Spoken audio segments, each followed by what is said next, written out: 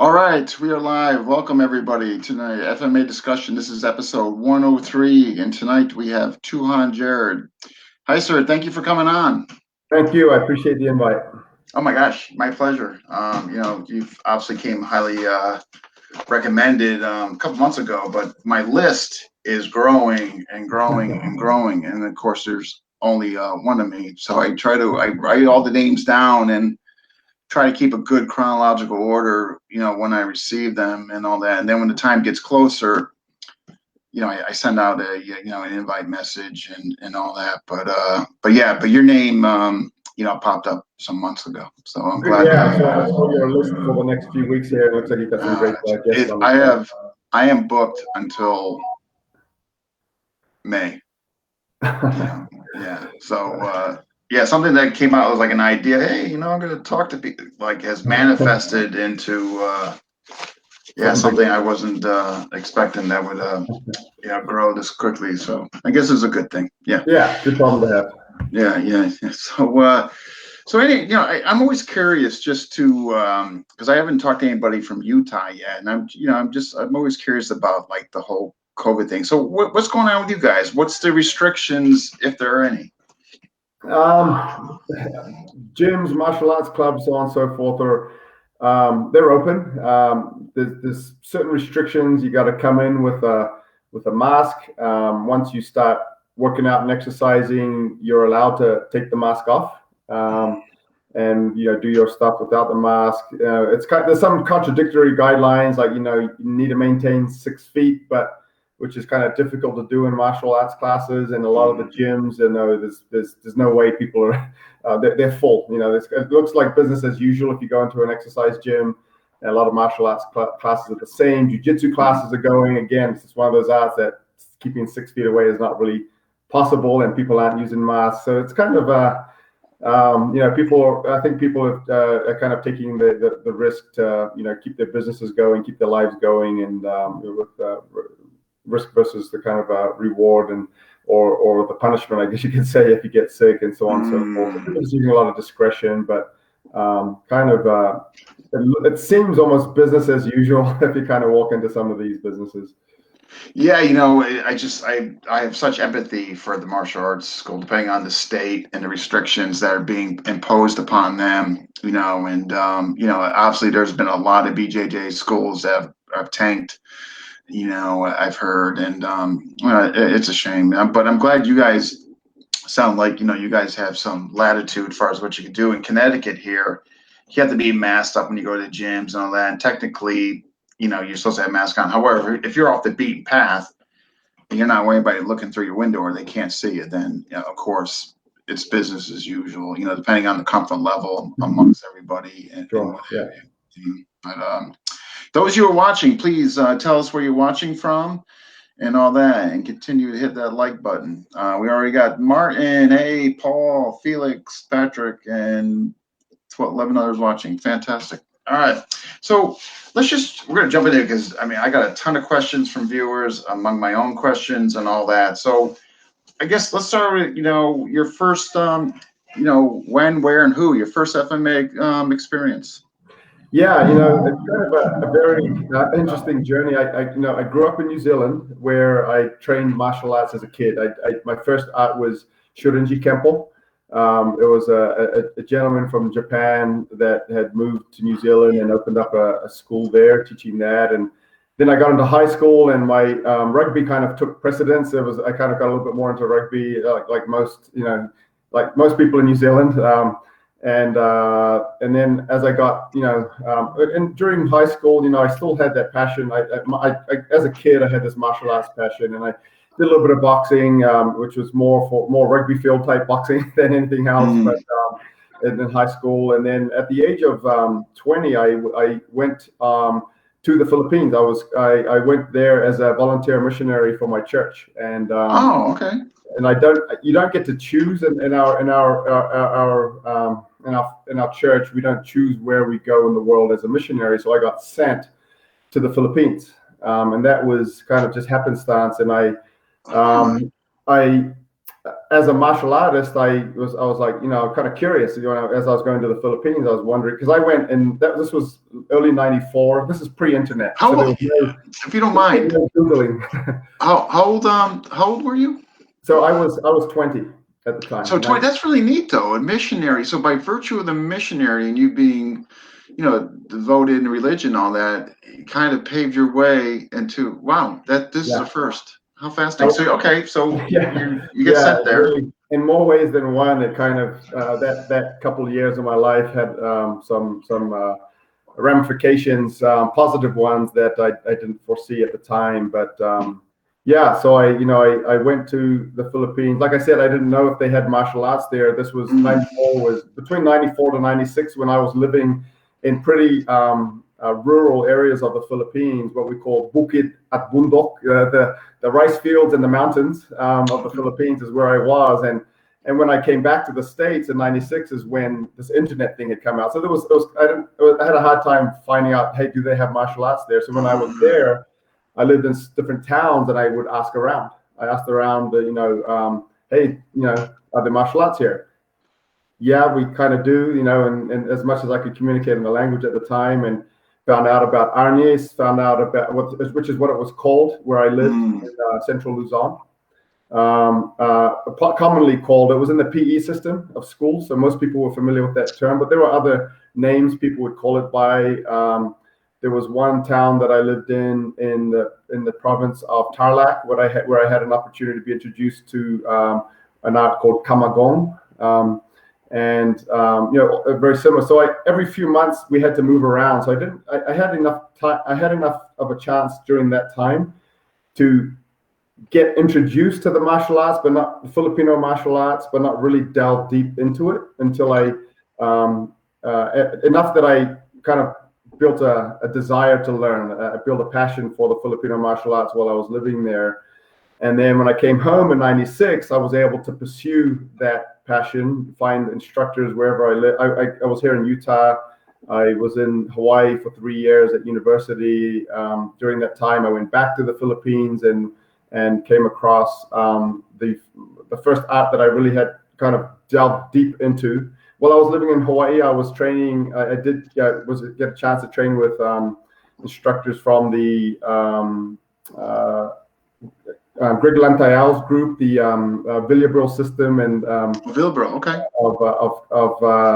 of Cali, and but it was Pekiti Tirsia Tactical, so it was a branch of the Total family's system, I guess you could say, that I first really delved deep into, and that was like around that later the year that I came back from the Philippines in '96 to around '99. And that's when I met Gerson Total, who was my first instructor in that particular system. He would go by Junior, and his father Nene Total, and trained with them. That was kind of, I guess, my first introduction. And then it was around 2000, 2001 that I met Nene Total's cousin, Grand Tuhon Jared. And he was more present in the U.S. at the time. He was his teaching style resonated with me, and so I kind of made a transition to focus a little bit more on the Pekiti Tirsia side at that time. Yeah. So 2001, that's about the year. Huh, that's funny because that's the year I met him, like 2001, 2002. God, it seems so long ago. Wow. That's when he started coming back to the States. Okay, that makes sense. Yeah, because he had come to Connecticut a few times in the early 2000s. So that makes sense. I just want to jump back just quickly. When you were in Hawaii, did you get a chance? Was Villabril still alive then? No. It was actually 2 generations down from him was the instructor that one of his students was. I'm trying to remember. I think it was Greg Lantayal or Ben Largusa, one of the two. But it was their student that I was training with. Yeah, okay. We called him Puro Benny. I didn't even remember what his last name was, but he was at a school in Haleiwa, which is one of the towns close by Laie, where I was going to university. And but it was a couple generations down from him. Okay, okay, okay. So all right, so now, so all right, 2001, you meet Grand Tuhon, and you're liking what you see. So you kind of shifted and kind of aligned yourself with him. Yeah. Like I said, what I saw with him was a number of things. You know, his one was the fact that he was frequently in the U.S., and so it was easier to get in training with him without having to go to the Philippines. Mm, Two, it was he had well, I guess there was a number of things that really attracted me to his trainings. I mean, his abilities as a teacher. He taught, which I think is one of the reasons why there's a lot of, I guess you could say, confusion within Pekiti Tirsia, because he teaches to the individual, and he teaches to you as an individual, and he doesn't take a system and try and fit you into it. And so I liked how he, you know, at the time when I met him, I was a police officer, and he was able to kind of teach things in a way that I understood with application to what I was doing in my job at the time.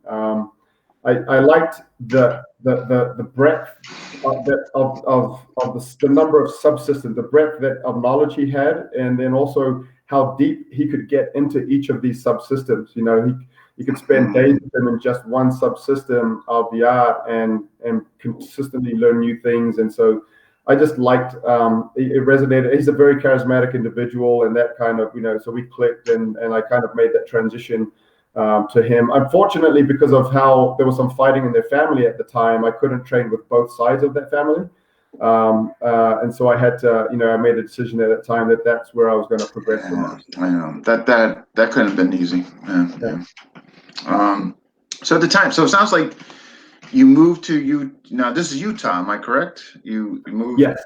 So obviously, okay. So you moved there. You're in your young 20. You're in your young 20s. I moved here permanently, well, semi-permanently, because I've moved around a little bit, but I moved here permanently when I was 17, just going on 18. I graduated from high school in New Zealand.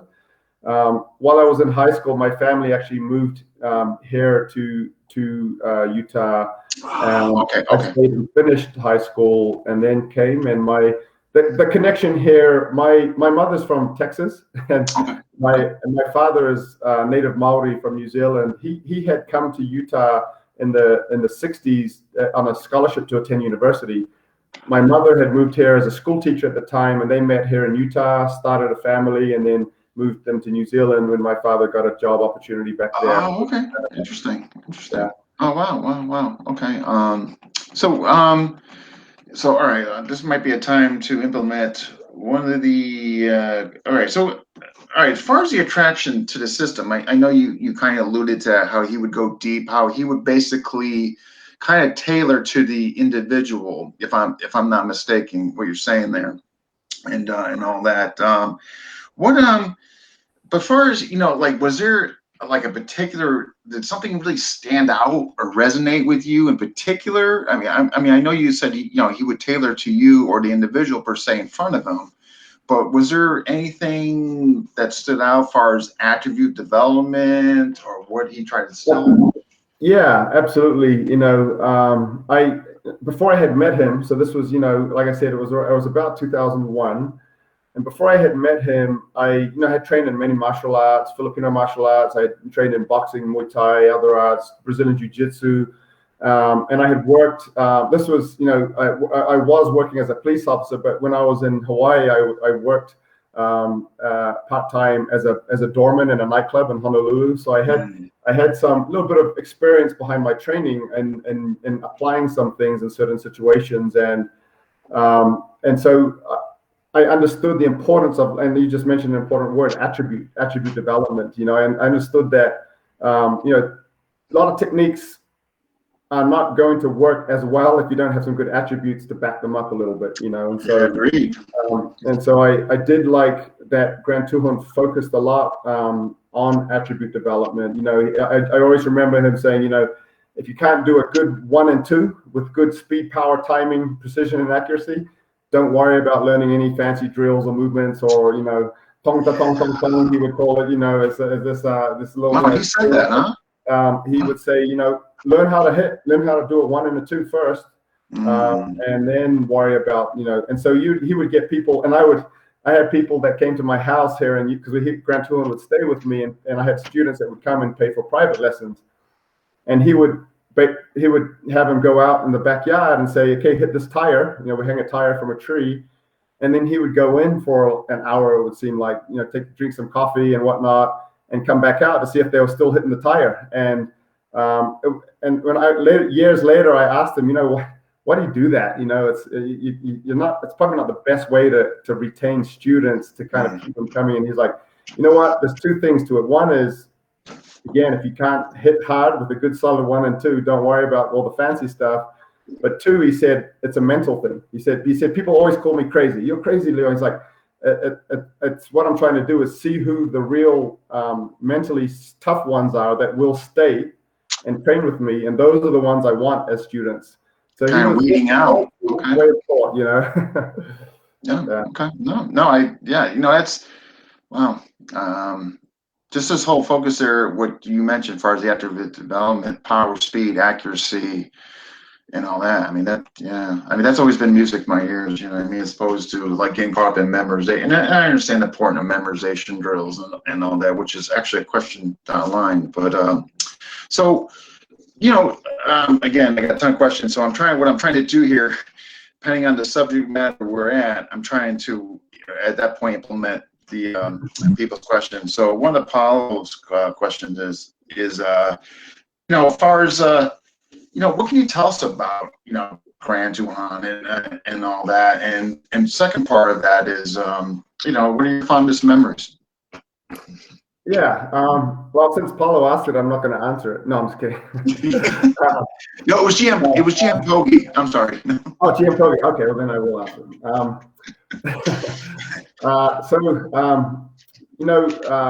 Grant Tuhon.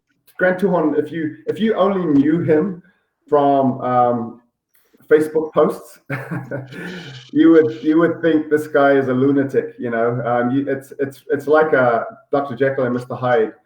In person, he's a very, he's got a contagious smile. He's got a contagious laugh. He's very charismatic. He knows how to build rapport, and he knows how to. And he plays it up. He likes to get the audience going, and and he turns his seminars into a bit of a show.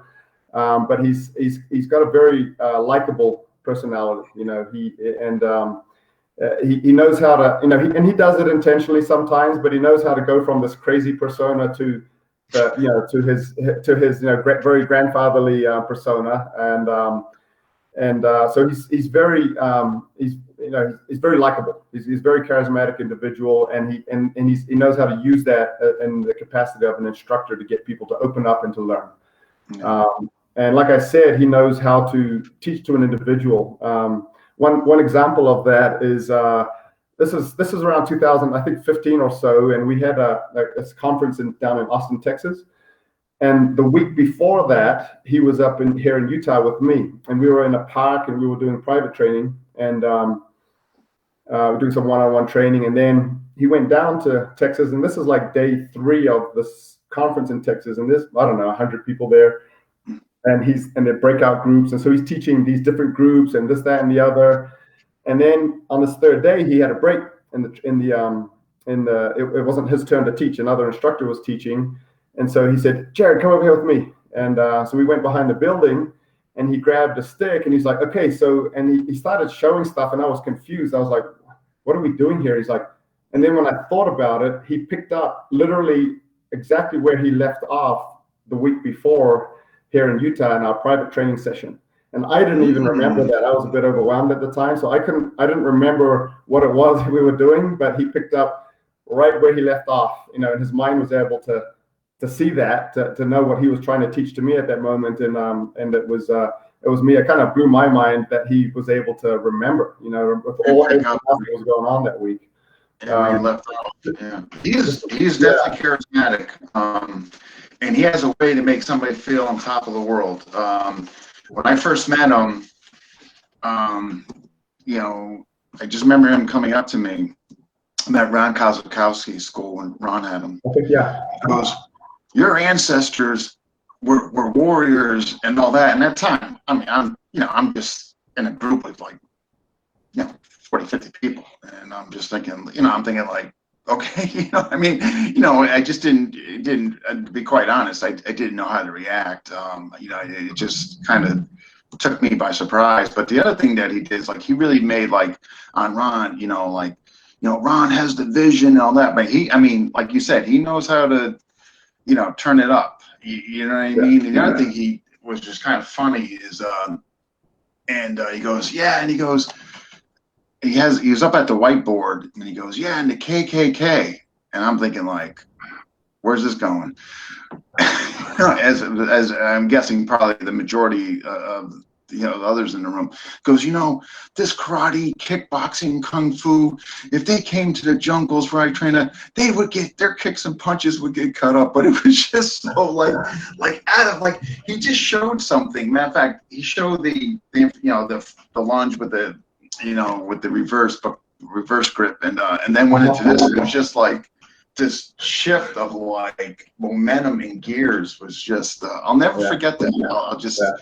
There's like not a lot I remember from seminars, but that is the one I'll never ever just forget that. But much to your point, man, he can he's witty. He's got quick wit. Yeah, he was able to captivate everybody in that room, at that very moment.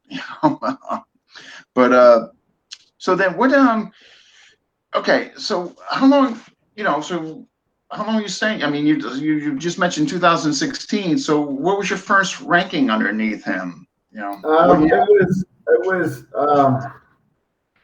I'm trying to remember exactly. I would say maybe 2005, 6. So like Guru, I'm assuming? No, at that time it was and I may be wrong, 2006ish, but it was Mandala is when I got. So he basically picked up on where I was ranked with his uncle and kind of. Oh, okay, that was nice. Cool. Okay. Yeah. He acknowledged that. And then it was in 2011 that was when I was promoted to Tuhon under him, and that was kind of, I guess I would consider it maybe the third batch of Tuhons that year. The first one was Tuhon Bill McGrath, and then the second one was Tuhon Philip Jelinas. And then in 2011, there was a number of people. It was probably maybe five, maybe 10 people that were promoted to Tuhon in 2011. So it was that year. I remember Tuhon Ramal, Tuhon Nonoi, Tuhon Tim, Tuhon Uli. I'm trying to remember. Tuhon Jasper, and Tuhon Nick Papadakis, Tuhon Loki Jorgensen. And there may be more. I don't want to kind of leave it on that. Yeah, Leslie Buck, Tuhon Leslie Buck, and yeah. Okay. So all right. So you're continuing all that, and my next was it was going to be that when you earned the rank of Tuhon. So when did you when and why did you do your own association? Like I guess let's go first with when. Yeah. So it was right after I met Grand Tuhon. He wanted to kind of, and he's got this. He comes up with these sometimes great ideas. Sometimes they kind of fizzle away. But this was like a charter that he had given me at the time, and it was like that at that time. I was a police officer. 2 years later, I was on the SWAT team, and so I made Salt Lake City SWAT team, and then a year after that, I was put into the training unit in Salt Lake City as a full-time instructor. So. It was around 2002 that he talked to me about, building a tactical association that was focused. At the time, the charter was pretty narrow. I mean, I never foresaw myself leaving law enforcement at that time. And so he basically was like, hey, let's create an association that is just for police and military. And that was the original charter of the Tactical Association. And it was 2005 that I got into military contracting. I got my first contract with an Army Special Forces unit, running their combatives programs. There was a lot was going on at that time that was really, and I felt that my experience in Pekiti Tirsia was really fueling a lot of the movement, the success I was having at that time, and as I was building this. And the way that grew outside of that original charter was in 2006, and I don't want to get too wordy with this, but basically in 2006, I was invited to teach a seminar in Germany. I was invited by who's become a good friend and affiliate instructor, Johannes Renninghoff, who's one of the main instructors for Mandala. Johannes Renninghoff, one of the main instructors for the police academy in the state of Hessen, and he invited me to do a seminar. He had started training Pekiti, and he wanted to see, another police officer training Pekiti and how we were trying to implement things into, law enforcement. And while I was in Germany, he organized a couple of seminars. So he's like, well, hey, while you're here, I'd like you to come to my club. I'd like to organize a bigger seminar. And that's where, and that was the first international seminar I did, and that kind of grew from then. It became a yearly thing in Germany, sometimes twice a year. And these police seminars combined with civilian seminars started to grow. And so we started to see that there was a need to create an association that could help to organize the civilians that were training at these seminars and whatnot. And it just kind of grew from there. Okay. No, I think that's I'm glad I asked that because I had no idea, really that he was behind that, far suggestive, that he saw a need for that and all that. With your background, obviously it was, quite fitting.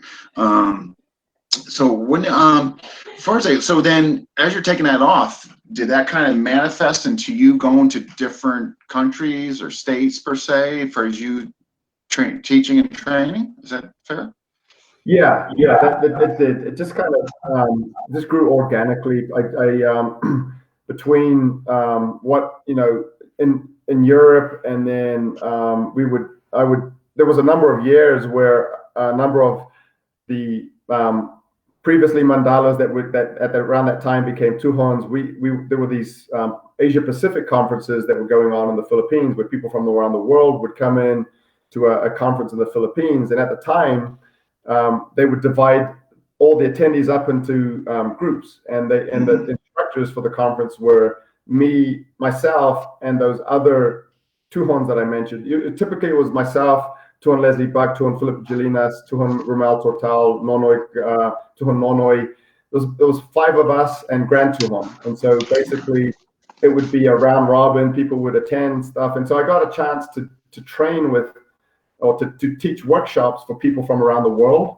And some of them like how and what I was teaching, and they would invite me to come to their countries and do seminars, and things just kind of expanded through that. It was really just kind of an organic growth. Yeah. Right. Oh, no. Fascinating. Well, awesome.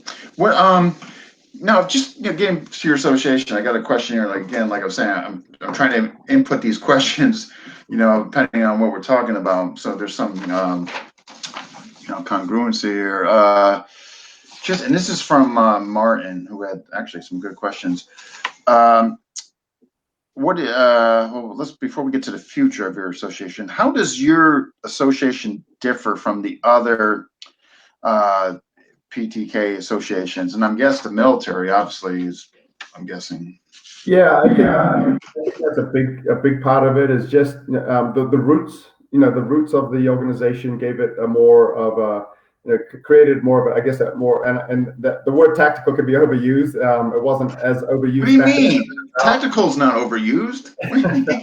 But it was the roots of where the organization started. I think gave it a little bit of a different feel. A lot of our senior instructors come from military units, police units. We do a lot of work with different, military and police units around the world, and I think that's probably one thing that's different. Another thing I would say too is, because I've never been one to say we do it better. I say we do it good, but there's other good ways too, and so within Pekiti Tirsia Kali, but Pekiti, specifically within the Pekiti Tirsia Kali community. In fact, in conferences that we have organized with the Pekiti Tirsia Tactical Association, we've frequently invited instructors from other associations to come in and be guest instructors and so on and so forth. So I think that's probably one of the big ones. But like I was saying, one of the other ones is when I started learning with Grand Tuhon, he had made some adjustments to his teaching methodology. And he had previously taught a methodology that included what's frequently referred to as dos and methodos, that include the 64 attacks and things of this nature. And then on his return, after his absence from the US in the 90s, and then his return, he had actually came back with a different methodology, and I was trained under that methodology, and I've learned a lot of the and I'm going to call it the older methodology. I've learned a lot of that, and so I could I've been able to connect the dots. But within the PTTA, we focus on the methodology that I was trained in, because I have to be true to how I was taught. Sure. And then we explore more other historic methods that that have been taught, and so we have we'll train them, we'll teach them, and to supplement people's knowledge, but also for the sake of tradition and learning some of the history of the art also. So what's your in Martin's second aspect of the question was future? I mean, I know with COVID going on, I mean, obviously you're somewhat, as we all are, kind of reduced to what we can do and can't do. What's your future vision for your association? I guess to answer that, I have to talk a little bit about the past, and the way that I've tried to organize the association is a place where people can come and learn Pekiti Tirsia under many instructors. And I've tried not to build the association with me as being like a grandmaster figure. I really don't aspire to that role. I want to build a community where myself and other instructors can provide knowledge to people. So, and that's how I've tried to set it up. We've got. I try to empower other instructors to be able to go out and do seminars. Maybe if awesome. And if I can't go to a country, then I'll try and send other instructors out there and give them some exposure. And I've never asked for anything financially in return for that. I think it's just good for growth. And so for the future of the association, I would like it to continue that way, where myself and other instructors are able to create a place where people can learn from multiple instructors. I always like to say within Pekiti Tirsia Kali, there's a lot of freedom of self-expression. So you may learn one way of how I express the art, and you may go to another instructor and he expresses it a very different way. It's the same art, but you're going to learn from, and what he teaches may resonate a little more than how I teach it, and vice versa. So I think that's healthy for people that are coming to learn, and they can find, they can explore the art a little bit deeper, and hopefully it's a way where, I mean, if I was like able to really reach my goals, it would be a medium for Pekiti Tirsia instructors to help make a living, where they can support, schools through what we're able to provide to support that, or go out and do seminars and so on and so forth. And so that's my vision for my goals for the future. I'm not sure if I'm making the right moves to reach that goal, but that's what I would like to happen. I think that's incredible what you just mentioned, how you try to promote and give exposure to other instructors. If there's something you can't cover, that's not a common thing. I wish it were. You know what I mean? So I don't know. I think that's refreshing. That's music to my ears. When I hear like you promote that and all that. So good on you. I think that's that you give people maybe the opportunity that maybe they wouldn't get it. You know what I mean, and all that. So I think that's fantastic. I do want to just go back just a bit, because I've seen PTK and I've seen the old version, Bregaland and all that, but I've also seen Tuhon the Tri-V formula, and I'm guessing that's what you came under, the Tri-V. Yeah. It's often called the Tri-V formula, or I prefer to use another term, which is a Tri-V methodology, because I think that more captures what it really is. But I know that both terms have been used frequently, and yes, that's more the methodology that I was trained under Grand Tuhon under, was more the Tri-V methodology. So what do you? I guess for the folks that maybe like, what do you? And I know not to get long-winded on this, but I guess as short as humanly possible, as far as an explanation. Like, is it possible you can, as far as the differences, the compare and contrast among the two, but maybe not, because I know you said you haven't seen a lot of the, or you have seen a lot of the past methodology. So it's really, it's the in my analysis, and again, someone else may have a different perspective, but in my analysis, it's the beginning stages of learning that are the most different. But there's a point where you're basically doing the same things. The beginning stages of learning are where you're learning those fundamental mechanics, body mechanics, and movements, and because a lot of the drills are the same, a lot of the footwork is the same. It's just when you're teaching, and how I have perceived it, and over the years is basically, and I'll tell you kind of how Grant Tuhon used to word this, okay? And I don't, the wording may be offensive, and I don't mean that, but what Grant Tuhon would say, okay, this is in the early 2000s, and he would train what he would call his fighter schools. In fact, at the time, I don't know, you may remember this, every one of his U.S. schools had a pit bull name. Pitbull, I remember the New York group, the Pitbulls. I do. So we were the Mountain West Pit Bulls. There was the New York Pit Bulls, and these were his fighting schools. And then how he would refer to schools that he had trained in his previous methodology, he called them. He would refer to it as academic schools. If I was those guys that were trained that way, I wouldn't want to be called academic, and that's why I said, that might sound offensive, but what he meant by that was he was training people in a way that before, and I think it was because when he was living here in the 70s and 80s in the U.S., he was in set locations, and the different places that he lived, and so people would come to him and on a weekly basis and get training, and so he was able to break things down in a more academic manner, kind of more detail oriented.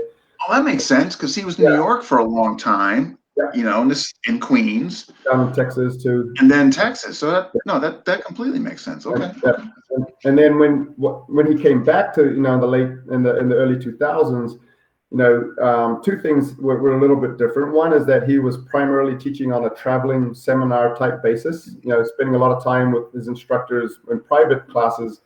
While he was with them for a seminar, but then he would move on. So he was constantly traveling, and he had also spent quite a bit of time in the late 90s and onward with some military units and police units in the Philippines. And so he had to, learn how to teach the art to people that he may not have a lot of time with. It may be a day, it may be a week, And so I think his methodologies evolved in that way, which is why he started focusing on this Tri-V methodology, which was a little less academic, kind of getting straight into, strike combinations and fighting skills, and less of the build up to it.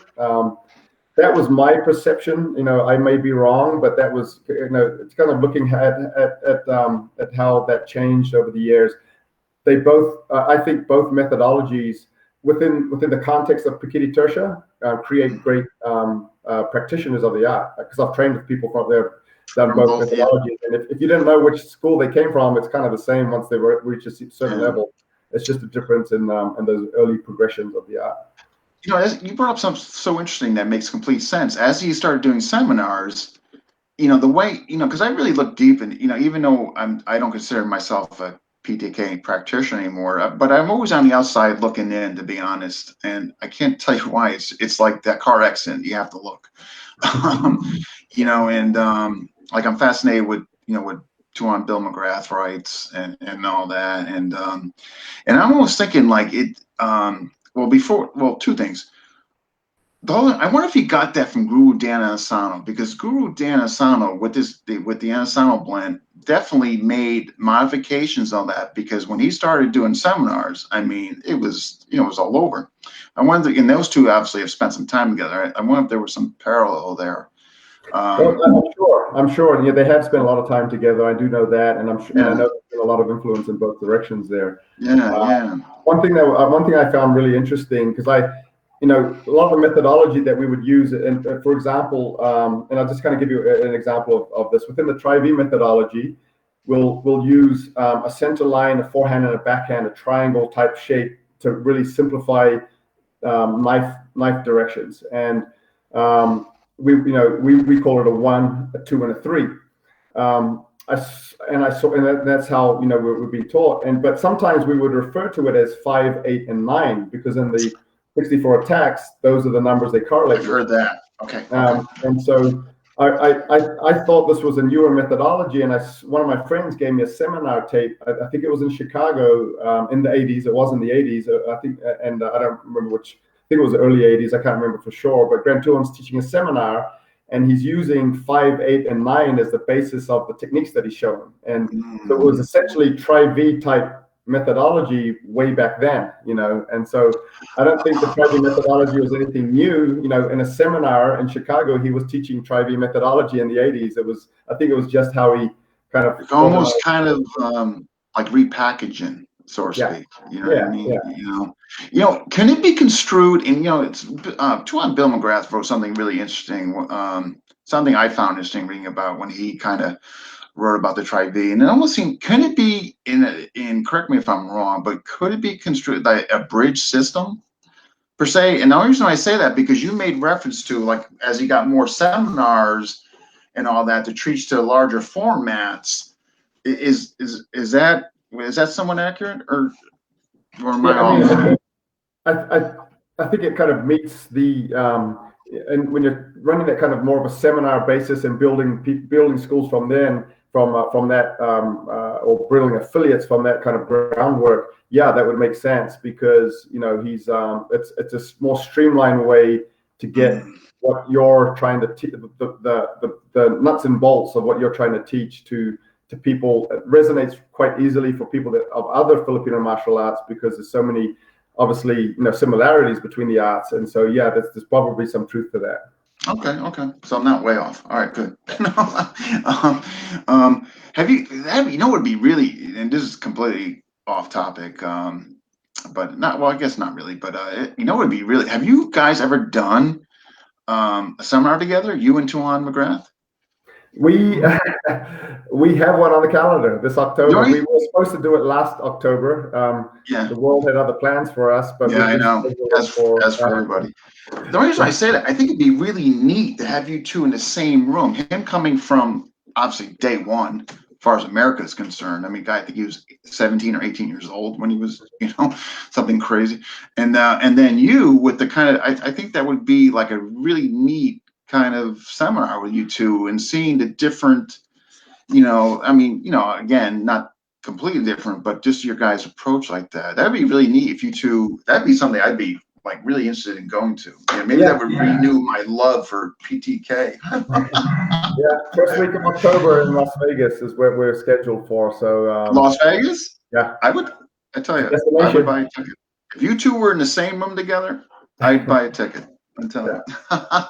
Well, and he's here. Tuhon McGrath is here. Hey, all right, Tuhon. Gotta make it happen. But all right, so I'm just gonna play. So back, and I know we got a little off, and that was probably my fault. But first, your association. So we got your future vision, all that. So currently, though, you're training. Obviously, I know law enforcement, civilians, but military. Is that correct as well? Yeah. So I from 2005 to 2011, I had an actual yearly contract. So I was contracted on a yearly basis to train. So Utah is the home of, there's two National Guard Special Forces groups, the 19th group and the 20th group. The 19th group are headquartered here in Utah. And so for 2005 to 2011, there was war money. The GWAT funds, Global War on Terror, and there was a pool of funds at the time called Mobile Force Protection Funds that included combatives training. So there was money around for special operations, special forces units to pay for combatives instructors. And so during that time, that 6-year span, I was contracted yearly, which included weekly classes. I would go out to what they call SFAWIC, Special Forces Advanced Urban Combat Courses, SFBCC, Special Forces Basic Combat Courses, and run instructor courses. And I was pretty involved at the time. And for a couple of those years, I was able to do it on top of my police job. I didn't leave the police department until full-time. I still reserved, but I left full-time in 2008. So that I was running yearly contracts. Since then, I've been called back a number of times when there's some pre-deployment money. The units getting deployed, so they've got some money for a train up, so they'll call in some specialists for different training. That's here in the States. I've done work with some covert operation units that out of bases in Texas a number of times. Usually that was pre-deployment type training too. And then internationally with a lot of military units in South America, Europe, Asia, also. So those are usually like one-off deals, like kind of and I've been back to a lot of those units, but it's usually like a single period of instruction. But yeah, military. I don't have a military background, but I've worked enough with military units to kind of have a good feel for what their needs are. For what they tell me their needs are, which may be different than what their real needs are sometimes, unfortunately. But I have to kind of keep them happy, and then that's kind of it's been a learning experience. What got me into that first contract in 2005 was the fact that I was a SWAT operator, and I had this martial arts background, and so I understood CQB. I understood working in full kit, with plates and helmets and long guns and stuff. And so I was able to apply things in a way that resonated with them at the time. And so that was what got the foot in the door, and then it's kind of just grown since then. Yeah. I mean, like you said, even though you didn't serve in the military, but I mean, your other background obviously is resourceful and helpful to them. I mean, yeah. All right, folks, here's a vid. And here's kind of his a little preview of his association. And here we go. And I will lower myself.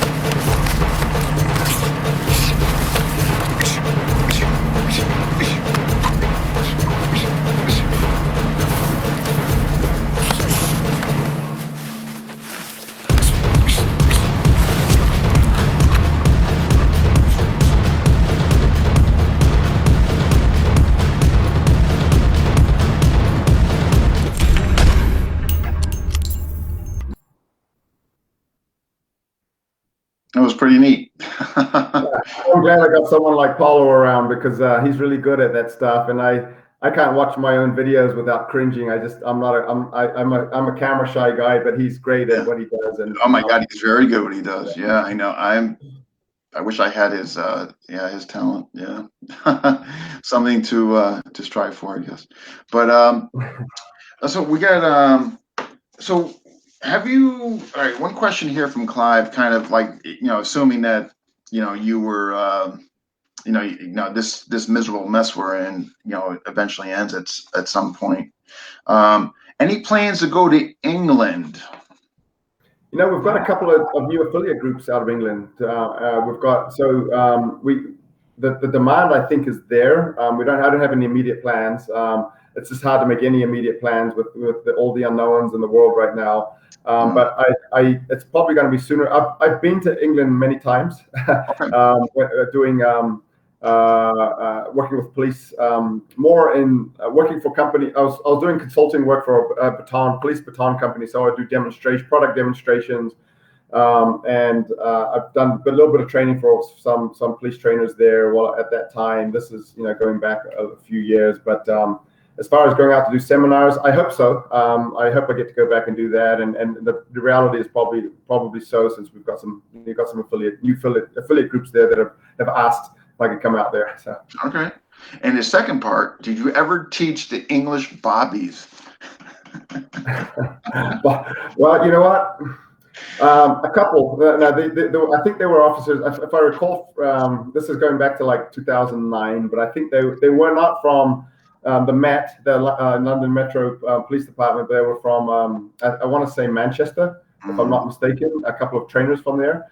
Okay. So I've done a little bit of training with the police. And one of my business partners here, he lives here in Utah, he does a lot of the police riot control training that our company does. Okay. And he's a former, he's a former member of the Met also. He's a former Bobby. Okay. He is. Yes. Yeah.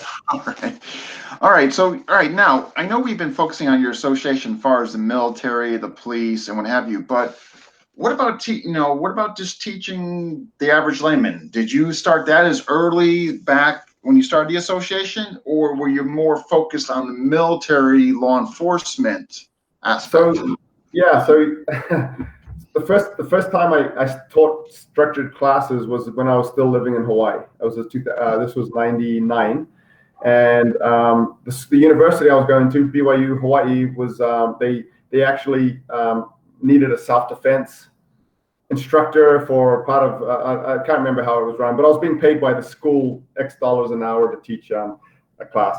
That was shortly before I left Hawaii, and so I came to Utah. I got hired on as a police officer, and when I got through all my training, the academy, my field training, and had a regular schedule, then I actually this would have been about 2001, and I sent out. I went through a phone book, and I made a form letter, and I sent it out to every martial arts dojo in the area, saying, "Hey, I teach Filipino martial arts. Is there anyone that would let me use some space at their gym?" Okay. And I heard back from a Taekwondo school, a Korean gentleman, Master Kim. It's kind of a rare name in Korea, Kim, but Master Kim said, "Hey, not only can you come and teach here, but I won't charge you anything." So so I started teaching classes there once or twice a week, if I recall, and then it was a funny thing. What happened from there? This was about 2003-4. Anytime a soldier came in to class, I'd let him train free. I said, I appreciate our people that are overseas fighting for our freedoms, and so my contribution to the war effort at the time was train with me for free. Okay, and so little did I know that some of these guys coming in were special forces soldiers from the 19th group, and one of them told me, "Hey, our unit needs your training. This is who I want you to talk to," and that turned into a contract. And so so I was teaching civilian classes at that time, which I never made money, to be honest with you. While I was doing that, I spent anything I made, I spent on bringing in Grand Tuhon for seminars or doing my own. Yeah.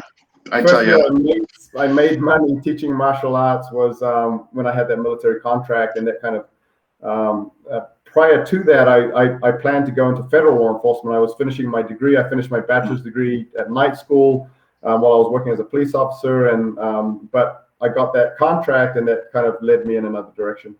Yeah. I tell you, buddy, man, if you're banking on this to make money, for your livelihood teaching FMA, I don't know, without a contract like you have. It's a passion that a lot of us have, but it's really difficult to exclusively through that to really make a That's exactly it. Yeah, agreed. I mean, again, it's obviously we're doing it for the love. Got a question here before I miss out on it, because there's a lot of comments. All right, question: how will you adjust your methodology to the retired community where physical activity might be an issue? Well, there's elements to the art that can be modified.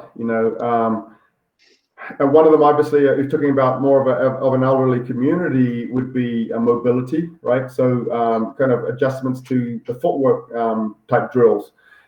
People have still got good function of their arms. There's a lot of things you can do still within the art that can help people moving. I like if you're talking about that type of thing, I do like a little more focus on symmetry of the art, and that could be double stick. It could be we would typically do double knife, but two short blunt instruments, and a lot of the symmetric movements that are getting both sides of the body moving and whatnot. A little more focus on symmetric techniques, and a little only doing as much, because again, Pekiti Tirsia is very heavy on movement, on mobility. There's lots of footwork and stuff, and that's something that would have to be greatly adjusted according to on a case-by-case basis. I think there's benefits to people that can move to some degree, to keeping their lower body moving and physical, but that would be one of the areas that I think would require the most adaptation for an elderly community. And I think there's a lot of benefits that the Filipino martial arts bring for people that need to kind of keep the body moving, that may be going through some kind of physical therapy and so on and so forth. Sure. Agreed. Agreed. I just want to make sure I'm not missing out any others. The best foundation is a general. There was a question that I saw someone asked yesterday. About I think it was yesterday about the Maori, the native martial arts of New Zealand. Yeah, I have that, and that's coming up. Oh yeah, I got a bunch of. Yeah, I got. Oh yeah. Okay, what I want to go into now is you're just I guess we'll within the context of like. And before you go into that, I should be giving shout outs to all these people that are saying hi. So I'm sorry if there's a lot of comments there. So there's a ton of comments, and usually be able to give everyone shout outs, but I see everyone's comments and I appreciate them. Okay, so yeah, I usually try to do the same thing, but I'm right at this point. I'm like overwhelmed. There's people from Germany and so those who are jumping in, I mean, and commenting, obviously it goes without saying thank you, and all that. Yes, Juice, I'm definitely going to get to your questions. We're absolutely, and I definitely going to get to that. But with regards to your teaching civilians, like students, your average layman who wants to come in and learn self-defense, or maybe the whole system, whatever. What your view of sparring and why is it important? Yeah, no, it's kind of a long answer to that question, so I'll try and keep it concise. But I see a lot of pros. I see it as a necessity, and I see a lot of pros, but it has to be managed correctly. Depending on what your goals are, right? So why are you in the art, right? Are you here to just have fun? Are you here to learn some functional self-defense type techniques, or are you just trying to get some physical activity, trying to stay fit? So that would be the first question. Now, to stay true to the ethos of Pekiti Tirsia, and I'm going to kind of answer from that perspective. Sparring can be valuable, or it can create what we call training scars. Okay, and the way I would equate that, coming from the world of I've been working in SWAT as a SWAT operator for 17 years, and so kind of coming from that world, there's a lot of benefits to doing what we call force-on-force training with simunitions. But only if simunitions have some sting to them, right? And you get people that will put a bunch of clothes on, so they're not feeling it anymore, and it takes away the kind of negative feedback, the negative repercussions of doing something wrong. So if you look at someone that, for example, just played paintball, right, and they do all these paintball things, and they're running around from cover to cover, and I'm not too worried because if I get hit, that's just a bit of paint. And then you try and take the tactics that they might be using and say, and now someone's shooting actual bullets at you. Would you be using the same tactics? Would you still have that, what sometimes called in police work, tombstone courage? Would you be doing things that you might that would actually the repercussions will be death? Okay, and so some tactics, if you do them over and over, get ingrained, then they could be detrimental tactics. So within the perspective of Pekiti Tirsia Kali, if we try and keep the sparring within the context of oftentimes we'll just use the generic term blade rules. And would you do that? Are there trade-offs in your sparring? Every time I hit him, he hits me. Is that acceptable if you are both armed with blades? And so try and am I going to sacrifice getting hit a couple of times to achieve a clinch, where I may have a little bit more skill than the individual that I'm fighting? Just to rush in there and just under a roof block, even though you maybe got hammered a couple times, just to get to that overhook. I mean, yeah, exactly. And so long as it's done within the realm of blade rules, and you're not creating training scars, then I think it's essential, because you're building with live energy. You're building reactions. You're learning to read. You're learning to use baits and use your mobility, and everything that we train to use. It's hard to really see how it really works if you're not using that live energy. I don't believe that typical sparring replicates the energy of most common street level fights.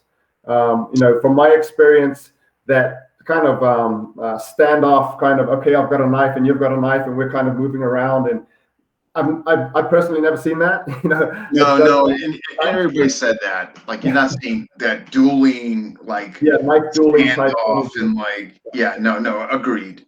Yeah, I mean, you might see in some third world country where a couple guys have got machetes and it turns into something like that. So South Central America, and they're just going at each other over a parking spot or whatever. Right.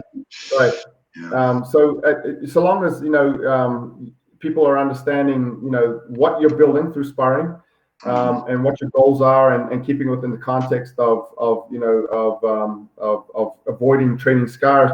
But I personally like to supplement. I think as important as it is, I also like to supplement with certain reaction drills and scenario-based training that may more readily replicate the energy of an actual street level encounter. We do a lot of scenario-based training in police and military, force on force. Right. Okay. So I think that is a great supplement to sparring because it feeds other things that sparring is not going to. No, I like that because you're bringing reality scenarios from your experience into the classroom setting, and as opposed to just saying, all right, we're gonna do hand hunting. Yeah. Well, there's so much more context you can add to that. You know what I mean? So yeah. So I definitely like that. What's your platform for and this is from Paulo. Your platform the students given from it, like what do you give? What platform? I mean, do you go in increments or resistance or a target isolation? Sparring progressions. Yeah, as far as I guess the platform, as far as your students are concerned. Yeah. I mean, typically, and it'll depend on maybe what equipment you have available, right? So, but typically we like to keep it very, hand hunting is a way that we'll start, but we'll also quickly migrate into hand head and lead leg. Okay, we'll kind of migrate into that because if you're just looking at the hand and someone's is just focused on that and their head's forward or their lead legs forward, you start building against training scars. You don't want to spend too much time on just the hand, because people start forgetting, the other of those. Usually, at long range sparring, those three areas, lead, leg, hand, and the head, are the most available. And so we'll kind of quickly migrate into that. You're kind of going. Sometimes, depending on who the students are, if I want to take a little bit of a more progressive approach, I'll start with distance sparring, where they're not even making contact. They're just reading an opponent. They're moving. They're trying to create feints and whatnot, but there's actually no physical contact. I don't have any equipment on, neither do they. And a lot of times we'll start off with something I got from Tuhon was distance sparring, and then we'll kind of start adding different levels of contact based on the equipment that we have to train with. I like that. Maybe you get somebody who's maybe got a little anxiety or is unsure of themselves, and kind of way to bridge them, gain them more confidence. So I like that. It's so funny what you said about the hand. You can tell people who just do hand because when they're putting their head to get that extra reach to get the hand, it's like, oh, okay, this cat has only done hand sparring. Okay, but it's I'm telling you, man, you can pick them out. I when I see it on social media on here, I'm like, all right, that cat, he's only done hand sparring because otherwise he wouldn't be putting his head in there, Yeah, I see the same thing. Oh, good. I think that's fantastic. I just want to make sure I'm not missing anybody's questions here. If I am, folks, please don't hesitate to let me know. Okay, this is also from. Actually, we could just back up here. Okay. What advice or any advice for civilian FMA instructors who get the opportunity to train in law enforcement or military group? And what are some of the pitfalls to avoid? Okay, yeah. So it takes a little bit of homework, I would say. One of the pitfalls is trying to approach the group the way that you're approaching your martial arts students. Okay, most people in the percentage of police officers and soldiers that are actual trained martial artists is probably about the same as the civilian world. Okay, it's and so there's this. A lot of people think, oh, he's a soldier, he's a cop, he must know a bunch of stuff. the reality is he's probably had a day or has a police academy experience, or a short period of instruction, but maybe hasn't had any since then. And so trying to adjust methodology to have simple progressions and an end game. Okay, I want to there's something that the two goals I always try and meet in that environment is functionality. Okay, is what I'm teaching them too complex for them to learn to a functional level in the time that I have with them? If so, then I'm kind of failing the people I'm training, because if they're not going to be coming back to me on a regular basis, then I've got 4 hours, I've got 1 day, whatever. They need to leave with a functional and retainable skill set. If it was so complex that next week they've forgotten what I taught them this week, then that's not going to help them when they need it. So no. So those are the two criteria: functional, retainable. Try and keep a simple progression, but be ready to adapt if they pick it up faster than you thought they would, or if they're a little slower than you thought they were going to be. Yeah, no, that's right. If you only got 4 hours with them, you want them to leave with something. Yeah, for sure. What okay, and also what is the TRICOM system? Is that just geared towards the military side of your teaching, or?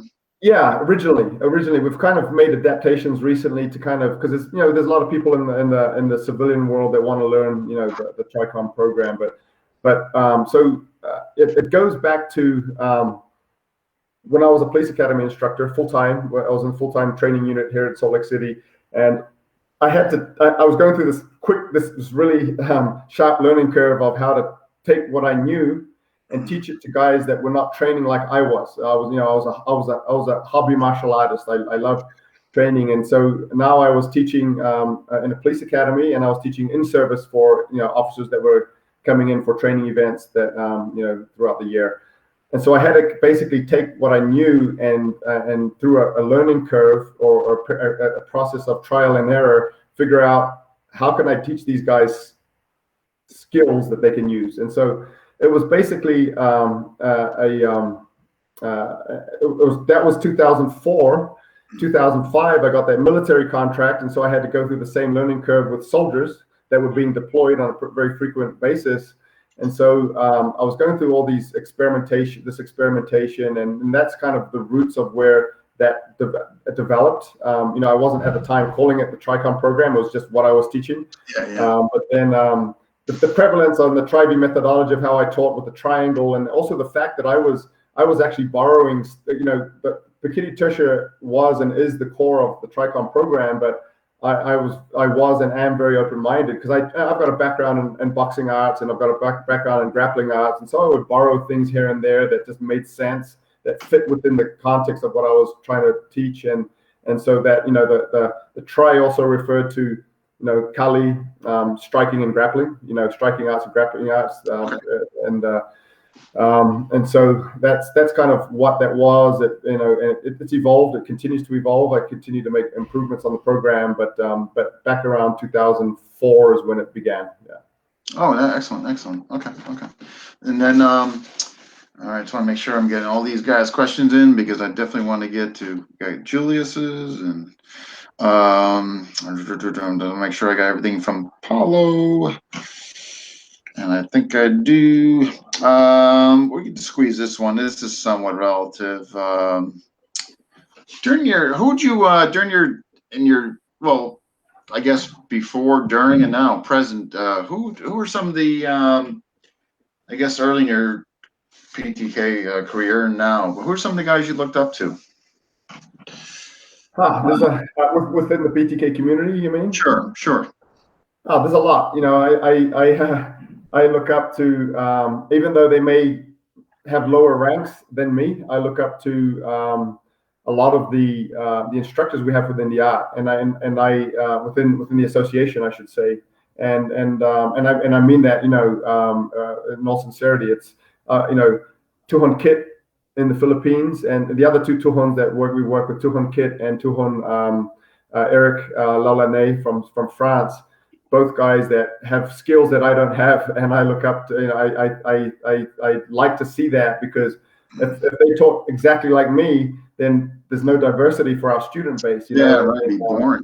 Yeah. So the different mandalas that we have within the, and I could really give you a full list, and I hate to leave anyone out, but Johannes Renninghoff in Germany is, he was it got me into my first international seminar, and I've learned a lot from him. As he used to be a national champion of German Jiu-Jitsu.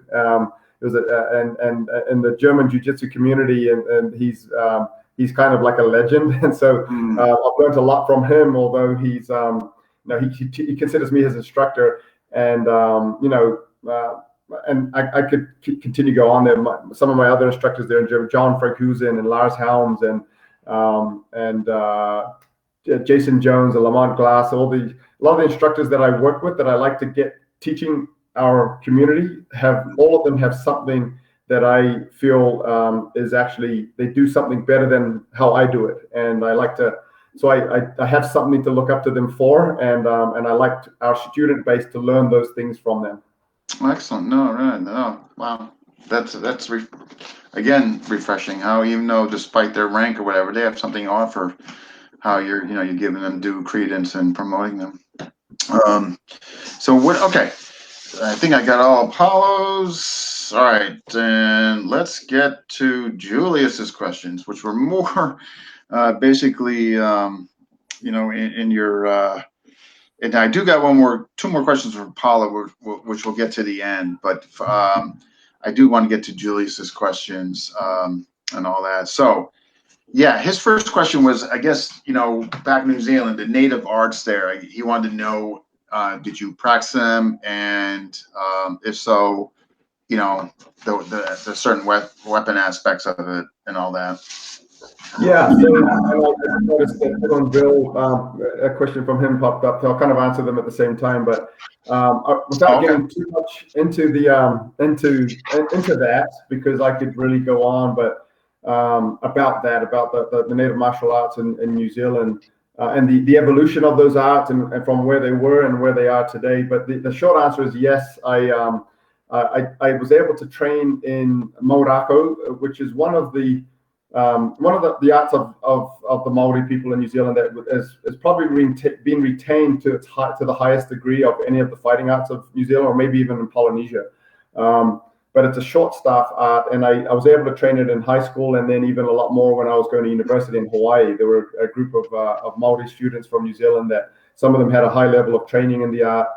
And Maorako it's focused on it means the art of the stick, and it's basically focused on a short staff called a taiaha, and the taiaha was the preferred weapon of choice for close quarter combat for the Maori people, and they were different than other parts of Polynesia. That a lot of the weapons of Polynesia were designed around the build of the Polynesian, which is, were big people. They had a lot of size, strength, power, and they had these big walk-ups that they were able to use with great agility. The taiaha was a refined art that was based more on building athleticism, building agility. And I did train Maorako. I'm not going to say I was an expert of it. I learned quite a bit. I haven't trained it for a long time, so I'd have to kind of get the dust off if I was ever going to demonstrate some of it. But to what Tuhon Bill asked, the similarities, a lot of the Polynesian martial arts were lost to time.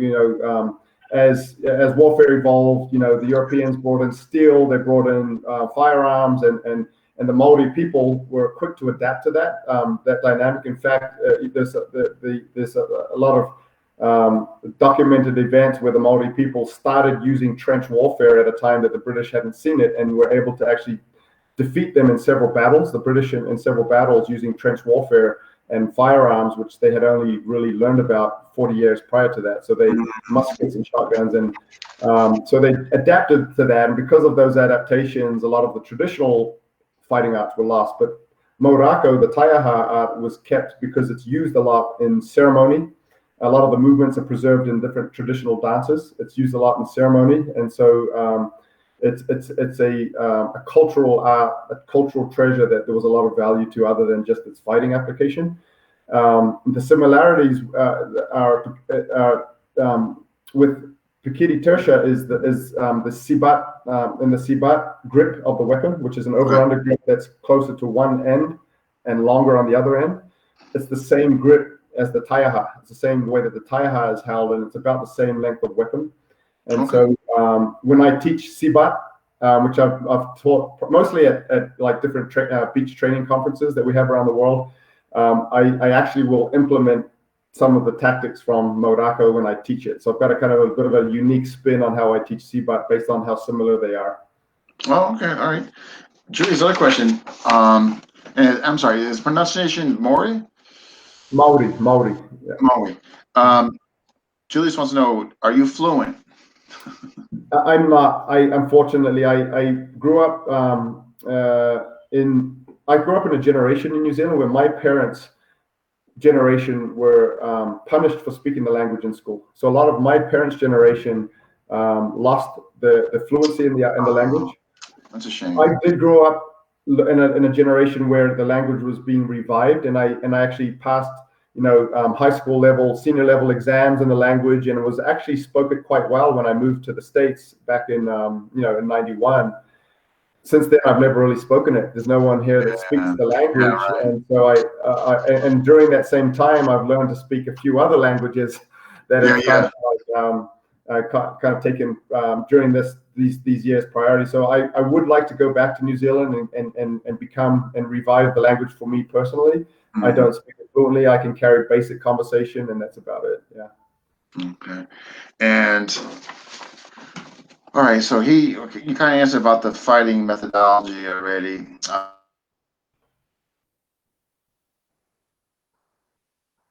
And this other thing is from the brokenhearted, deadlift a small car like a human jack. It's been a long time since I've seen that movie, but it was a follow-up to Once Were Warriors, I believe, and if I'm not mistaken. And I guess it's kind of a reference to the build and the strength of the Polynesian people. No, I'm not that strong. I'm half Polynesian, and I think I take on the non-Polynesian side as far as strength and bone structure is concerned. But it's still a goal, though. I'll get there. Yeah, I know some of those Polynesians, they're quite big. So then, all right. So in his last, the Polynesian, let me do. He might have said no. Okay. All right, Julius. If there's something I left out, please let me know. I've just got a ton of stuff here, but let me know. All right, let's get back to the question. And we got okay. I'm just curious on your thought. One of the things I spent a lot of time in, when I took a break from being a student at FMA because of the politics and all that, I kind of just went knee deep into emptying against snipe because none of the stuff was working for me that I was getting. And I'm just curious your view on empty hand against knife. What do you? I'm a big fan of the 2-on-1. I just think nothing else has really come out. If you're not getting 2-on-1 baseball grip bat, I don't know. I don't know how you're dealing with something that's really coming aggressively at you. Yeah. Back when this is back to 2004, and I was, like I said, I had to take just a finite number of techniques and teach it to people to get them a functional skill set. And at that time, I drew the conclusion personally that, just like you mentioned, that of all the joints I could try and manipulate and control and all the techniques that are available, I found that the ones that worked the best were trying to achieve a good 2-on-1, which is basically in what we call sagang labor or a lot of Filipino martial arts called hubad lubud. And I'm always working myself to an outside line in the Pekiti version of it, where I'm actually kind of getting a 2-on-1, one at the lower tricep and one on the wrist.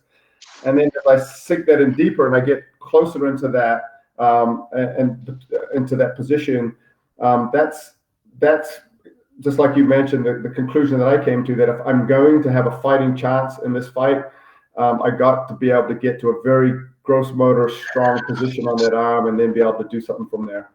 I just don't know how, and I'm not talking about so much the reference of, the growth, like the sewing machine, the overhead, but somebody like really what are you tapping?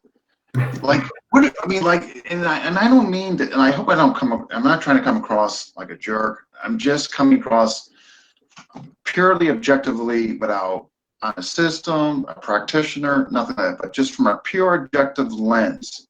Like, what are you tapping? Like, I mean, it's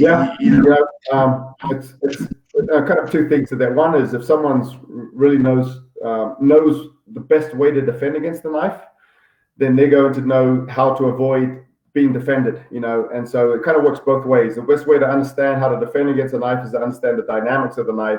Absolutely. So, if I've got a knife, like Brad Tuhon was famous for, is saying he'll hold a knife and he'll say, "No man is going to take this knife from my hand," and so because he knows both sides of the game, and so that's there's a lot of truth to that. The other thing is just understanding some drills. Some people don't understand what the application of the drill is, and they spend the whole time just doing, like you said, just doing the tapping, and they don't understand that the reactions, the timing, and the positioning that they're trying to achieve through that drill is going to be like that, and then if they're able to survive that, they should be able to get in, hopefully, and control, and then do the next thing. But all that is just reaction building, but you don't want to dwell in the energy, that reciprocal, static energy, but there needs to be some aggressive, what I always refer to as the zero pressure principle. But it's one small piece of the, if you don't survive that initial part of the attack, you're not going to have a fighting chance for the rest of it. So that initial part of the attack is important, but you need to know that it's just the initial part of the attack. You need to know what you should be doing from there, and not continuing with in the form of a drill. I mean, I get like from the U drill, for instance, which I was exposed obviously from PTK and all that. Like, I get that, like, get preservation of center, get there, but from there, man, I'm going 2-on-1, man. You know what I mean? So I'm not saying there wasn't something functional out of it. Like, I adhere to that 100%. For preservation of center mass and targeting and the vital targets, 100%. But I'm good. It's refreshing to hear that you came to a similar conclusion. Absolutely. I saw a question there. I'm just gonna, may tinatanong dyan kung nagsasalita ko ng Tagalog, and yes, I do speak Tagalog. Oh yeah. Okay. So someone was asking, Maria was asking, and so marunong ako mag-Tagalog. Konti lang. Paulo Rubio, what are you tapping? Put down a damn t-shirt. Oh my God! I'll be a big hit in the community. Oh my gosh! All right. Well, while we're on it, let's get to Paul. All right, Paul. Zoom classes. Paul wants to know, any plans of doing them? Do you do them? Yeah, you know what? I don't do them on a frequent basis. A couple of reasons why. The original reason, it takes away some of the joy for me of teaching. I like the interaction. I like being there. I like the people's I like being an instructor, and it's hard to do that online. And pre-pandemic, 2 years before actually the pandemic hit, I set up Pekiti University, which was an online training platform, and so I had a little bit of income coming in from that didn't put me in a position where I had to do the Zoom seminars to kind of keep my network training, And so the original reason why is this: I don't enjoy teaching them on Zoom. It's just but now that we've gotten through so many months of this adaptation, I've realized that maybe sometimes creating a little bit of scarcity is not a bad thing in the market, because now if I'm doing them too much, then people are going to kind of start to tune out. Whereas if I just do it every now and then I might get a better response. We have started implementing something on Pekiti University, and we started a platinum membership that has a weekly Zoom class with Tuhon Kit is managing that, and from the Philippines, and I'm going to get more involved with that as my time frees up a little bit. So I haven't done them. I haven't done a lot of them. I've done literally maybe I could count on one hand how many I've done. I think 3. I think I've done 3. Yeah. One was for 511. One was for Black Belt Magazine, and I can't remember what the third one was. We did a Kali Evolution one with Tuhon, Ray Donaldo, and Ron Baliki.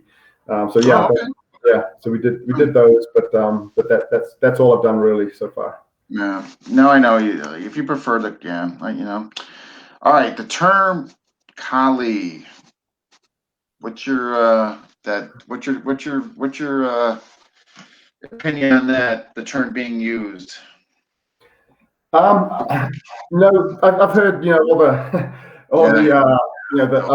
I've seen over the years all the where the word comes from and so on and so forth. And I can't tell you why and at what point Grant Tuhon started using the term Kali. What I can say is he didn't invent the word. In fact, there's kind of an interesting story. This is 2005, I think, and I was in the Philippines for a training camp, and we had the camp on an island called Mindoro. Puerto Galera is the beach town in Mindoro. And we were training, and these guys came out to kind of watching us training on the beach. And one of the guys was like, "Hey, he's speaking to me in Tagalog, and he's like, what are you guys doing?" And he's like, "Hey, we have a martial art from this island. I train under the grandmaster."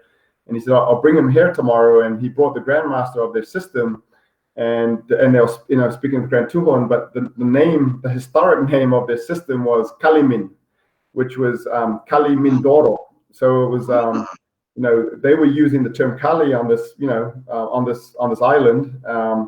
Kali Mindoro, and I don't remember. They did a little demonstration of stuff. I remember that a lot of the movements were based on like a crab, and some of the footwork and some of the movements and whatnot. But I've seen enough in my exposure in the Philippines and whatnot to know that the term is older than Grant Tuhon.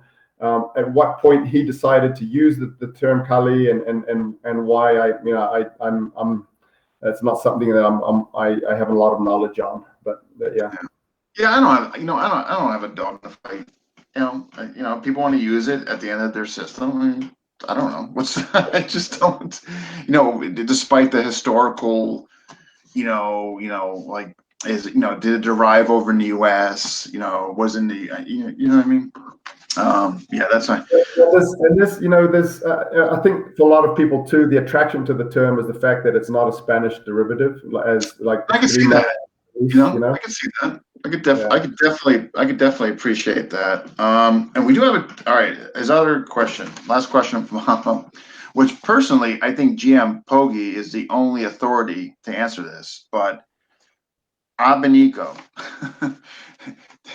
you're how do you view the technique Abanico? Again, GM Pogi I thought was the only authority on this, but well, it really depends on. Sometimes it's basically what do you define an Abanico as? Some people the wrist needs to stay straight. Other people, the wrist can turn and so on and so forth. So I mean, a little bit of nuances there, and what is it in your definition? What is an Abanico? But the way that I was trained in it with Grant Tuhon, and a lot of the blade application, I guess you could say, was not just the fact that if you're keeping the wrist upright and that you would be hitting the side of the blade, but a lot of it was accuracy in using the tip of the blade flicking out and towards a particular target. Maybe think about if I was doing like a finger, kind of flicking into the finger attack into the finger jab into the eyes,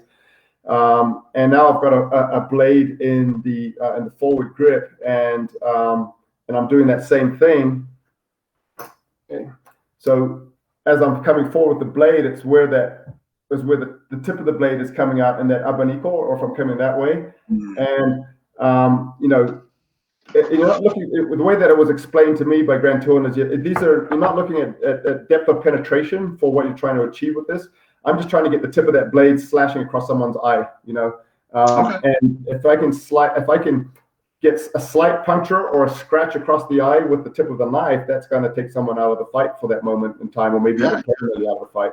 And that's the advantage of what you're looking at. So it's not just the stick technique. If you're training it that way, with the stick technique, impact weapon technique, but with the blade in Pekiti, a lot of times you're using the tip of the blade and creating some accuracy with how you can flick that into primarily the eyes.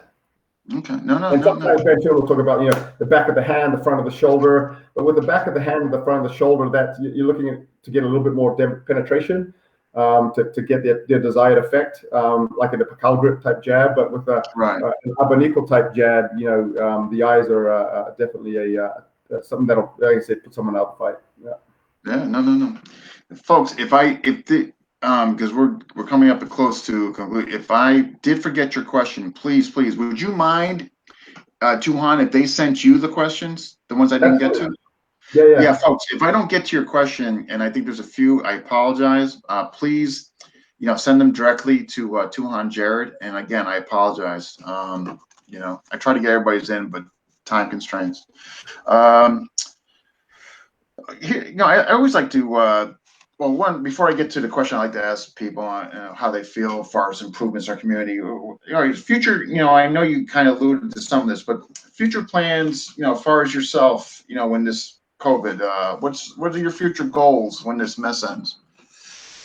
I've evolved a little bit in this past year to a point where 3 years ago, I would have had a really hard time I probably would have gone back to police work if this pandemic hit 3 years ago, because I was completely reliant on seminar income.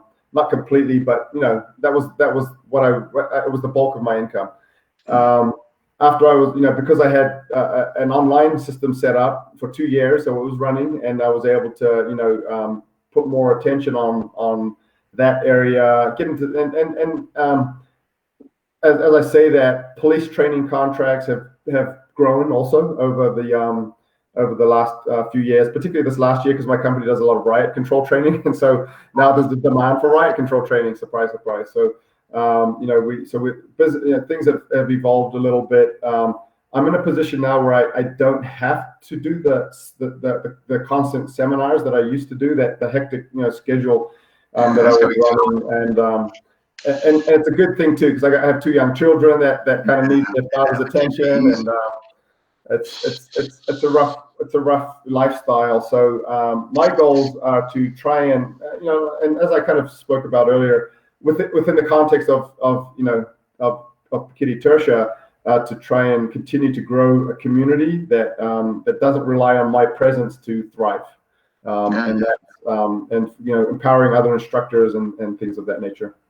Yeah, I think that's fantastic. You do that. That you really are key on that, empowering other instructors. I think that's so selfless. I think that's admirable. I don't hear that of a lot of. I think that's fantastic. Not that there's not others that do that. I'm not saying that. You know what I mean? Wow. Okay. Well, what change? And again, I always like to just get different lenses on this, what people feel about this. So, but what improvements would you like to see in our community as a whole, the FMA community? You know what I mean? Like changes, improvements, So I'd like to see. I'm kind of a, if you can't tell, I'm kind of a, what's good for the goose is good for the gander kind of an individual, and I like to see the Filipino martial arts outside of the Pekiti Tirsia community. I like to see the Filipino martial arts grow and notoriety and visibility. In fact, that's why I did the Kali Evolution seminars that I did. The first couple were with Ray Dionaldo and Doug Makaida, and then the last one was with Ray Dionaldo and GM Bobby Tabuada. And these types of events that bring people from completely different communities together and showcase what the Filipino martial arts has to offer.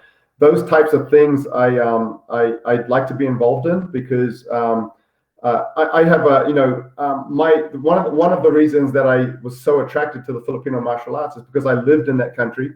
in among the people. I learned the language. I was, I lived as a Filipino for 2 years, and I built a great affinity for the Filipino people and the culture. I really, think I really love the people in the Philippines. I love the culture, and the Filipino martial arts was a way for me to stay involved with that in my being away from the Philippines. And so, seeing all of the Filipino martial arts as a whole grow, because there's so much to offer from the Filipino martial arts. As I've traveled around the world, I've seen special forces guys from Korea, from South Korea, from Russia, from all over Europe, from all over the world that are like, we want to learn Filipino martial arts, and there's so much that, rightfully so, that Filipino martial arts have to offer. And I think that, there's no reason why the Filipino martial arts can't be bigger on the world martial arts stage. Yeah, I hope so as well. I mean, that's, one of the things, when I first started doing the show was to bring more exposure to the community. I mean, we're getting killed social media wise by MMA and BJJ and traditional arts. And, we're just like, so yeah, I totally agree with you, bring, regardless of the system, whatever, just bring it up to a better forefront, Yeah. All that. So, I just want to make sure I'm not missing anything, and I don't think I am. So what about folks that want to get a hold of you or train with you? What's the best avenue? Facebook Messenger? I mean, Facebook Messenger will come. I always that'll definitely come to my attention. My website, either teampekiti.com or jaredwihongi.com. Both of those websites have links that will email me. So any of those medium are probably the best. I've got 2 Facebook pages. I check my messages, and I always answer my message. It might not be the most timely manner because of how many I get sometimes, but I always answer my messages and my emails. And so teampekiti.com, my Facebook page. Both good ways to get a hold of me. Okay, and also you got the YouTube channel going there. Okay, but just those who want to see more of your videos. I don't really post much on my YouTube page, but there is one, and that's something that I need. I'm terrible at that's what, like I said, that's why I need people like Paul around, because I'm terrible at the social media stuff and all that. Yeah, he's definitely very good at 400%. Yeah. Any closing thoughts to the viewers community? No, I mean, I appreciate everyone that's tuned in, and those that weren't able to tune in. Feel free to send any messages. I'm assuming people will put messages on this, right? So I can go back onto this. No, absolutely. So they'll do that. And another thing too is what I do is I take it off here, I download it, put it up on YouTube, but of course the YouTube vid, I'll of course tag you. Actually, I'll probably send it to you, but either way, you'll see it on FMA Discussion. You'll see it around, but of course, I'll tag you as well in it and all that. But yeah, there's a ton of comments. But yeah, you could definitely obviously come back to here and comment on people that you wanted to and what have you, and all that. So, but I this was fantastic. So do you get out to, again, pre-COVID, were you getting out to the East Coast a lot? Yeah, I mean, I've done a number of seminars in Virginia, New York, trying to think, down to Florida, Atlanta. So from time, once or twice a year, not a ton, but and then I've other police training events too in Maryland and in that region. So I get back there. Another I think about quite often. Okay, so New York, like, where, any spot that you go more than once? The place that we've got an affiliate group out there in Brooklyn. So that's where, and then I'm trying to think. No, it's in New Jersey. No, just that group in New York. Yeah, the Brooklyn, Brooklyn guys. Yeah, when this month ends, you ever come back? I mean, I would definitely look forward to meeting you. That'd be great. Yeah, I'm sure I'll be back there. Like I said, I get back nowadays. It seems like more For police training, we've done quite a bit with different federal agencies in the Maryland area, Maryland DC area recently. Okay. So we're back that way, but on a fairly regular basis. So yeah. All right. Well, I appreciate it. We went over, but I hope that's not screwing you up as far as going over. No, you're just fine. No one came badging in my door, so. Okay. But yeah, I appreciate you coming on and doing this. This is fantastic. I mean, the comments alone pretty much substantiate what how people are viewing this interview. So nothing but positive accolades. Good. Yeah. If you later on in the year, if maybe if we can do another one and get to some more of those questions. But I appreciate you having me on. No, I'll definitely. Oh, I always bring people back on. So I definitely would love to have you back on. And of course, you can also do, by that with more notice and what have you with this miserable mess ending. If you wanted to perform some demos. Yeah. And all that. So I absolutely we'll definitely get you back on. And you and Tuhon, Bill, you guys gotta get together and get that seminar going.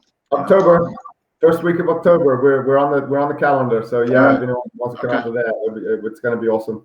Yeah. PTK Brotherhood Seminar, we're calling it. Oh, okay, yeah. That'd be nice to see both your guys' lens. But I appreciate it. Thank you again so much for coming on. Thank you to everyone that tuned in, and sorry if we couldn't get all your comments, but I'll go through the comments and answer any that I can. All right, sounds good. Thank you, sir. Thank you. Take care. Have a good one. You too. All right, folks. Those who that was wow, that was really good. Yeah, that'd be some seminar, huh? Getting Tuhon Bill McGrath and Tuhon Jared together. That's something I would just to see both their lenses. Anyhow, who's coming up next? Oh, Thursday. Yes, Tuhon Arlene. And I didn't plan this. It wasn't with intent that this would be a PTK week. And, I actually just realized that today, actually, that I was having two people on from that system, but not intentional. And so I appreciate all those that commented, sent in questions on that. If we didn't get to them, please send your questions to Tuhon Jared. He did say he would answer those.